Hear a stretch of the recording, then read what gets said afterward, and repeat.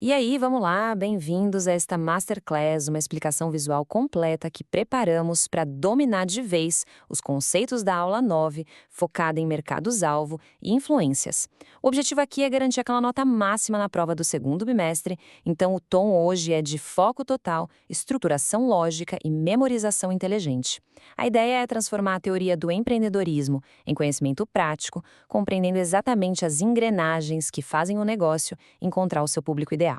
Dando uma olhada rápida na nossa rota de hoje, vamos passar por 6 pontos essenciais: introdução aos mercados-alvo, depois geografia e custos logísticos, variáveis de segmentação, os 4 níveis de valor, a percepção de valor e, para fechar com chave de ouro, uma revisão final com um gancho imperdível.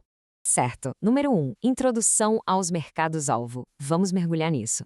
Sabe aquele ditado de que quem tenta vender para todo mundo acaba não vendendo para ninguém? Pois é, o mercado-alvo é a bússola de qualquer negócio. É aquela descrição cirúrgica de para quem exatamente a empresa vai vender. Depois de estudar todo o ambiente e definir os objetivos, é preciso mapear esse alvo com uma precisão absurda.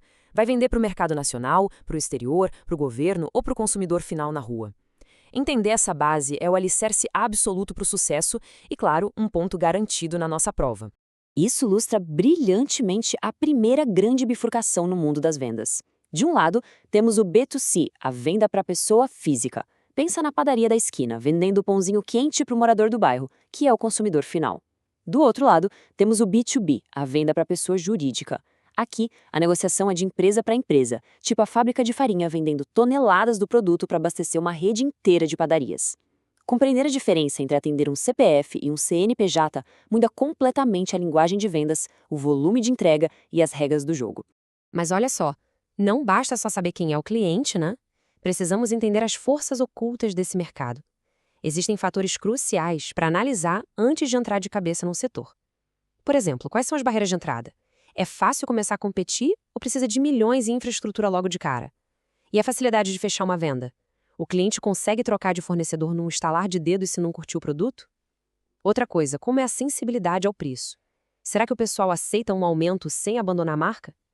Avaliar a rentabilidade futura e a frequência com que esse público compra são dinâmicas reais que fazem o negócio decolar ou afundar. Examinadores adoram cobrar isso, viu? Beleza, avançando para o número 2, geografia e custos logísticos. A cobertura geográfica não é só colocar um pino num mapa, ela muda completamente a estratégia de operação.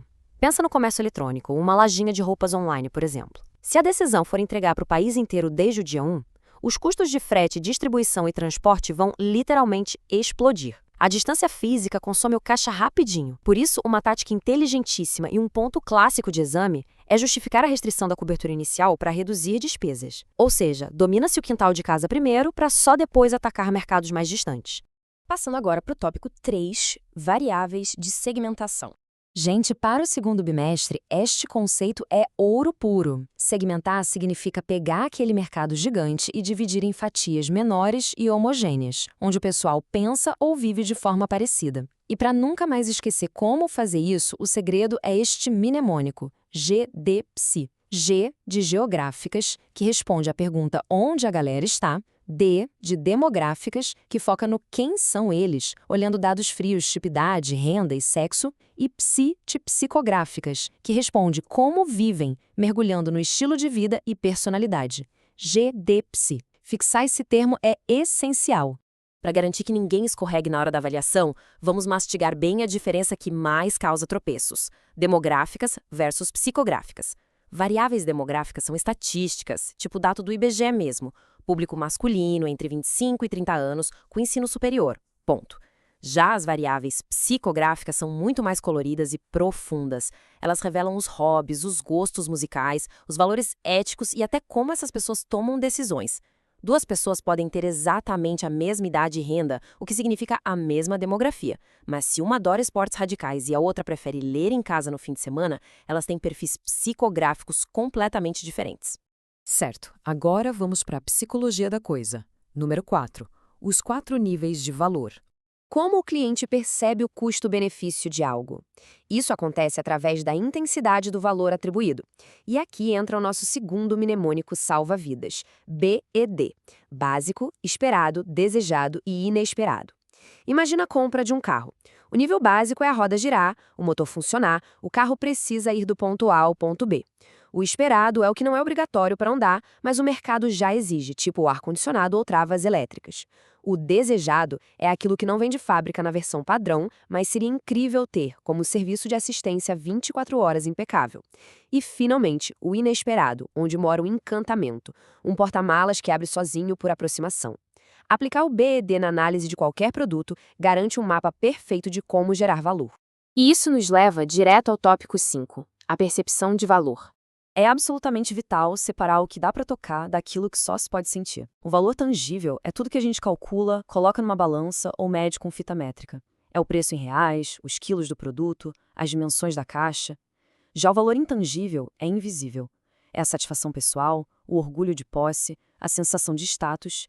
E o detalhe fascinante aqui, que é uma verdadeira armadilha em provas, é notar que, na grande maioria das vezes, são os benefícios intangíveis que geram um impacto gigantesco nos indicadores tangíveis, como o volume de vendas de uma empresa. O intangível move o tangível, sem dúvida.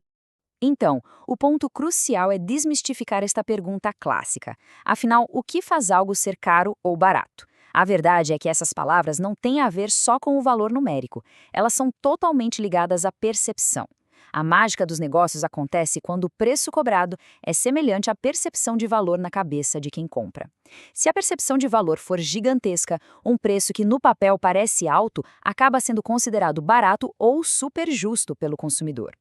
Para materializar isso, o exemplo da faculdade é perfeito para o nosso estudo. Se a gente olhar só para os boletos das mensalidades ao longo de 4 anos, a faculdade pode parecer tangivelmente algo muito caro. Contudo, quando colocamos na balança o intangível, o orgulho no dia da formatura, o diferencial competitivo frente a quem não possui ensino superior, a preparação para o futuro, a percepção de valor simplesmente explode. O aluno se torna um profissional muito mais preparado do que quando entrou. É esse valor invisível imenso que justifica o investimento, transformando o que era caro num passo indispensável e altamente valioso. E chegamos ao nosso último passo. Número 6, revisão final e gancho. Bora fazer aquela varredura final para blindar a memória para o exame. É crucial lembrar as diferenças entre o consumidor final no B2C e as negociações corporativas do B2B. Vale ressaltar que a geografia afeta violentamente os custos logísticos e começar restrito pode salvar o caixa da empresa. Na hora de fatiar o mercado, mnemônico na cabeça, GDPSI, geográfica, demográfica e psicográfica. Para analisar o valor, regra do BED, básico, esperado, desejado e inesperado. E por fim, o que define se algo é caro ou barato é justamente a balança entre o peso tangível e o poderoso orgulho intangível. Muito bem. Agora o mercado-alvo está dominado, as variáveis estão decifradas e o cliente ideal já está mapeado. O terreno está 100% preparado. Mas fica uma pulga atrás da orelha. E as outras empresas que estão de olho nesse exato mesmo cliente? Como a gente lida com quem quer roubar a nossa fatia desse mercado perfeitamente segmentado? Já temos o ambiente e o nosso cliente ideal, mas e os nossos rivais? Vamos guardar essa energia toda, porque vamos destrinchar absolutamente tudo sobre concorrência na nossa próxima explicação visual, a aula 10. Um excelente estudo dessas anotações e até a próxima!